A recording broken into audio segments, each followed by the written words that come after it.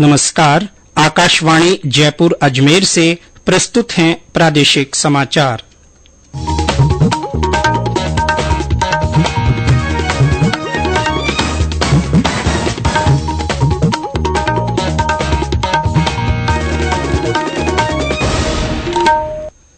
मुख्य समाचार। प्रधानमंत्री नरेंद्र मोदी ने आज वीडियो कॉन्फ्रेंसिंग के माध्यम से जोधपुर अहमदाबाद वंदे भारत रेल को हरी झंडी दिखाकर रवाना किया। प्रधानमंत्री नरेंद्र मोदी कल बीकानेर में 24,000 करोड़ रुपए से अधिक की विकास परियोजनाओं का लोकार्पण और शिलान्यास करेंगे।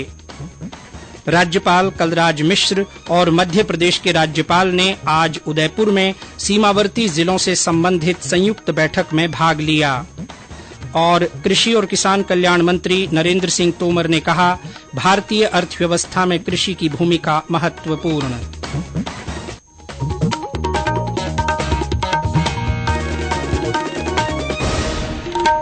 समाचारों के साथ मैं जितेंद्र सिंह पूनिया। और अब समाचार विस्तार से।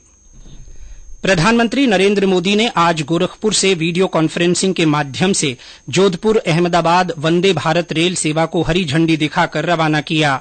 इस अवसर पर प्रधानमंत्री ने कहा कि वंदे भारत रेल ने देश के मध्यम वर्ग को सुविधाओं के लिए नई उड़ान दी है। लोगों में वंदे भारत का क्रेज है। राज्यपाल कलराज मिश्र उदयपुर से और मुख्यमंत्री अशोक गहलोत जयपुर से वर्चुअल माध्यम से इस कार्यक्रम में जुड़े। समारोह के बाद राज्यपाल ने कहा कि वंदे भारत की ये शुरूआत महत्वपूर्ण है। उन्होंने प्रदेशवासियों को बधाई देते हुए कहा कि नई ट्रेनों की शुरूआत के साथ देश में रेलवे की आधारभूत सुविधाओं का तेजी से विकास हो रहा है। जोधपुर में आयोजित समारोह में जल शक्ति मंत्री गजेंद्र सिंह शेखावत और राज्यसभा सांसद राजेंद्र गहलोत भी उपस्थित रहे। रविवार से ये रेल नियमित रूप से चलेगी। वंदे भारत मंगलवार को छोड़कर सप्ताह के 6 दिन चलेगी। इससे पहले प्रधानमंत्री ने गोरखपुर में गीता प्रेस के शताब्दी समारोह के समापन कार्यक्रम में भाग लिया। उन्होंने चित्रमय शिव पुराण ग्रंथ और शिव महापुराण के नेपाली संस्करण का भी विमोचन किया। प्रधानमंत्री ने 498 करोड़ रुपए की लागत के गोरखपुर रेलवे स्टेशन के पुनर्विकास कार्य की आधारशिला भी रखी। प्रधानमंत्री आज शाम अपने संसदीय क्षेत्र वाराणसी का दौरा करेंगे। श्री मोदी वाराणसी में 12,100 करोड़ रुपए से अधिक की कई विकास परियोजनाओं का लोकार्पण और शिलान्यास करेंगे। प्रधानमंत्री 3 रेलवे लाइनें भी राष्ट्र को समर्पित करेंगे, जिनका विद्युतीकरण और दोहरा करने का कार्य पूरा हो चुका है। प्रधानमंत्री ने आज ही छत्तीसगढ़ की राजधानी रायपुर में करीब 7,600 करोड़ रुपए की 10 परियोजनाओं का शिलान्यास, लोकार्पण और शुभारंभ किया। इनमें रायपुर धनबाद और रायपुर विशाखापट्टनम इकोनॉमिक कॉरिडोर भी शामिल है। ये परियोजनाएं मुख्य रूप से सड़क और रेल कनेक्टिविटी बढ़ाने तथा बुनियादी सुविधाओं के विकास से संबंधित हैं। प्रधानमंत्री नरेंद्र मोदी कल बीकानेर में 24,000 करोड़ रुपए से अधिक की विकास परियोजनाओं का लोकार्पण और शिलान्यास करेंगे। प्रधानमंत्री कल शाम करीब 4 बजे बीकानेर पहुंचेंगे और विभिन्न कार्यक्रमों में भाग लेंगे।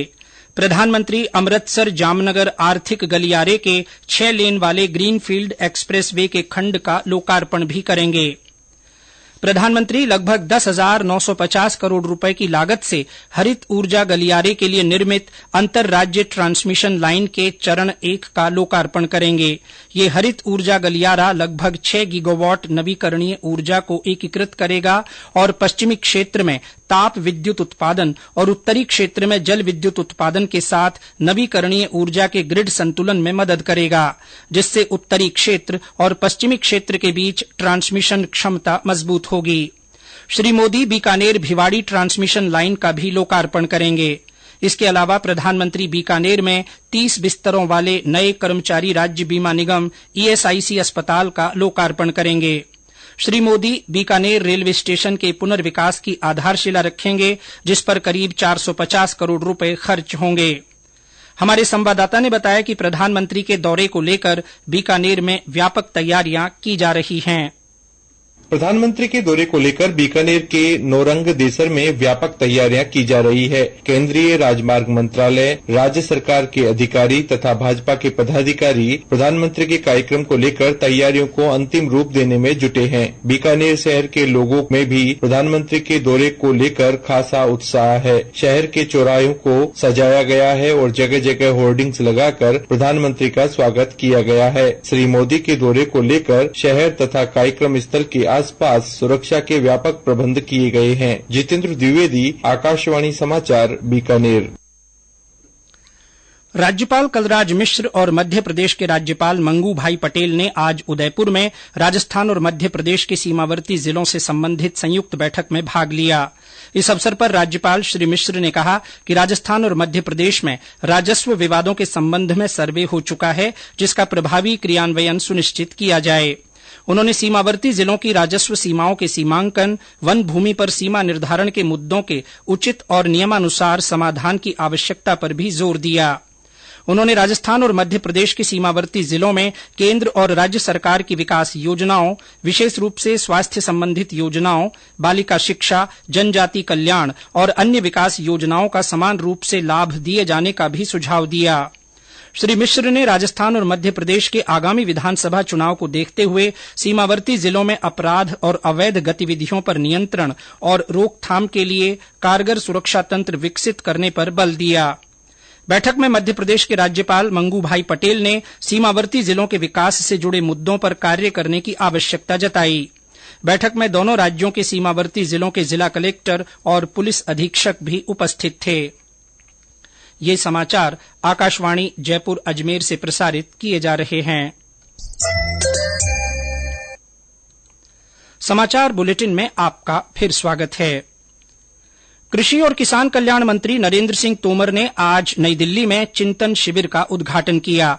कार्यक्रम में कृषि और किसान कल्याण राज्य मंत्री कैलाश चौधरी और शोभा करंदलाजे उपस्थित थे। इस अवसर पर श्री सिंह ने कहा कि भारतीय अर्थव्यवस्था में कृषि की महत्वपूर्ण भूमिका है। उन्होंने कहा कि भारत ने कोविड महामारी के दौरान खाद्यान्न की आपूर्ति करके कई देशों की मदद की है। चिंतन शिविर के दौरान जलवायु अनुकूल कृषि, कृषि में निजी क्षेत्र का लाभ उठाने, कृषि में डिजिटल प्रौद्योगिकी का उपयोग, कृषि उत्पादों के निर्यात को बढ़ाने और कृषि व्यवसाय करने में आसानी जैसे विभिन्न मुद्दों पर चर्चा की जाएगी। चिंतन शिविर से एकीकृत पोषक तत्व प्रबंधन से जुड़ी चुनौतियों का समाधान करते हुए कृषि को जलवायु के अनुकूल बनाने के लिए नए विचारों को साझा करने और रणनीतियों को औपचारिक बनाने का एक अनूठा अवसर प्रदान होगा। वाणिज्य और उद्योग मंत्री पीयूष गोयल ने कहा है कि पिछले 9 वर्षों में फ्रेजाइल 5 अर्थव्यवस्था से 5वीं सबसे बड़ी अर्थव्यवस्था बनने में भारत में एक महत्वपूर्ण बदलाव आया है।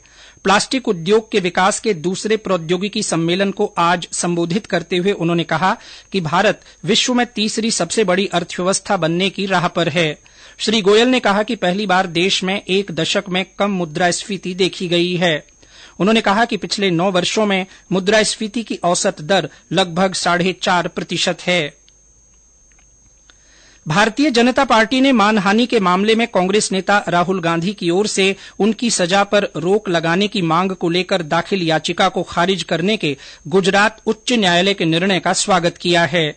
नई दिल्ली में मीडिया से बातचीत में भाजपा प्रवक्ता रविशंकर प्रसाद ने उन पर आदतन ऐसे कृत्य करने का आरोप लगाया है। उन्होंने कहा कि कांग्रेस नेता दूसरे नेताओं और संगठनों के खिलाफ अपनी टिप्पणियों के कारण मानहानि के 10 मामलों का सामना कर रहे हैं। रविशंकर प्रसाद ने आरोप लगाया कि अपशब्द कहना और लोगों को बदनाम करना राहुल गांधी की आदत बन गई है। भाजपा प्रवक्ता ने राहुल गांधी पर उनकी टिप्पणी से पिछड़ा वर्ग का अपमान करने का भी आरोप लगाया। इस बीच कांग्रेस ने कहा है कि वो न्यायालय के फैसले का अध्ययन करेगी और सभी उपलब्ध कानूनी विकल्पों का पता लगाएगी। भारतीय जनता पार्टी के अध्यक्ष जेपी नड्डा ने राजस्थान सहित मध्य प्रदेश, छत्तीसगढ़ और तेलंगाना में चुनाव प्रभारी और सह चुनाव प्रभारियों की नियुक्ति की है। राजस्थान में प्रहलाद जोशी को प्रदेश चुनाव प्रभारी नियुक्त किया गया है। नितिन पटेल और कुलदीप बिश्नोई को सह चुनाव प्रभारी बनाया गया है। चिकित्सा और स्वास्थ्य विभाग की ओर से प्रदेश में 20,000 से अधिक पदों पर भर्ती की जाएगी। अतिरिक्त मुख्य सचिव चिकित्सा और स्वास्थ्य शुभ्रा सिंह ने बताया कि विभाग में नर्सिंग और पैरामेडिकल संवर्ग के 20,546 पदों पर सीधी भर्ती की जाएगी। उन्होंने बताया कि विभाग द्वारा 17,160 पदों पर की जा रही नर्सिंग और पैरामेडिकल संवर्ग की भर्ती में 3,386 पदों की बढ़ोतरी करते हुए अब 20,546 पदों पर भर्ती प्रक्रिया पूरी की जाएगी। उन्होंने बताया कि इन नवसृजित 3,386 पदों के लिए सक्षम स्तर पर स्वीकृति मिल गई है। राज्य सरकार की ओर से आज से ऑनलाइन सोशल मीडिया कॉन्टेस्ट शुरू किया गया है। इस कॉन्टेस्ट में 10 योजनाओं के अच्छे वीडियो डालने वाले विजेताओं को पुरस्कृत किया जाएगा। इस प्रतियोगिता के तहत महंगाई राहत कैंप में रजिस्टर की जा रही इन योजनाओं से जुड़ा अच्छा वीडियो साझा करने वालों को राज्य सरकार 1,000 रूपये से 1 लाख रूपये तक का पुरस्कार देगी। सीकर जयपुर राष्ट्रीय राजमार्ग पर मलकेड़ा गांव के पास आज सुबह बस और कार की टक्कर में एक महिला की मौत हो गई और 5 अन्य घायल हो गए। पुलिस के अनुसार मेहंदीपुर बालाजी से दर्शन कर श्रीगंगानगर जा रहे कार सवार श्रद्धालुओं की कार पीछे से आ रही तेज रफ्तार बस ने टक्कर मार दी। हादसे में घायलों को श्री कल्याण जिला अस्पताल में भर्ती कराया गया है। सवाईमाधोपुर में राजीव गांधी क्षेत्रीय प्राकृतिक विज्ञान संग्रहालय की ओर से आयोजित वन महोत्सव कार्यक्रम आज संपन्न हुआ। इस अवसर पर बड़ी संख्या में विद्यार्थियों, कर्मचारियों और आमजन ने संग्रहालय परिसर में पौधारोपण किया। संग्रहालय की ओर से 1 जुलाई से आयोजित इस कार्यक्रम में वन और पर्यावरण संरक्षण जागरूकता को लेकर विभिन्न कार्यक्रम और प्रतियोगिताएं आयोजित की गईं। प्रदेश में आज अधिकतर स्थानों पर हल्की से मध्यम बारिश हुई। जोधपुर, बाड़मेर, हनुमानगढ़, सिरोही, भीलवाड़ा, कोटा, बूंदी और सवाईमाधोपुर में तेज बरसात से लोगों को गर्मी से राहत मिली। मौसम विभाग के अनुसार आज जयपुर, टोंक, दौसा और अलवर जिलों में मेघ गर्जन के साथ हल्की से मध्यम वर्षा तथा कुछ स्थानों पर 1 या 2 तेज वर्षा के दौर होने की भी संभावना है। भीलवाड़ा, अजमेर, बूंदी, पाली, सीकर, झुंझुनू, नागौर, कोटा, बारां, झालावाड़, भरतपुर, सवाईमाधोपुर, धौलपुर, करौली, राजसमंद, पाली, उदयपुर, सिरोही, चित्तौड़गढ़, जालौर, जोधपुर, जैसलमेर, चूरू और बीकानेर जिले में कुछ स्थानों पर मेघ गर्जन के साथ हल्की से मध्यम बारिश होने की संभावना है। टोंक जिले के भावता गांव में आकाशीय बिजली गिरने से एक चरवाहे की मौत हो गई और एक अन्य घायल हो गया। और अंत में मुख्य समाचार एक बार फिर। प्रधानमंत्री नरेंद्र मोदी ने आज वीडियो कॉन्फ्रेंसिंग के माध्यम से जोधपुर अहमदाबाद वंदे भारत रेल को हरी झंडी दिखाकर रवाना किया। प्रधानमंत्री नरेंद्र मोदी कल बीकानेर में 24,000 करोड़ रुपए से अधिक की विकास परियोजनाओं का लोकार्पण और शिलान्यास करेंगे। राज्यपाल कलराज मिश्र और मध्य प्रदेश के राज्यपाल ने आज उदयपुर में सीमावर्ती जिलों से संबंधित संयुक्त बैठक में भाग लिया।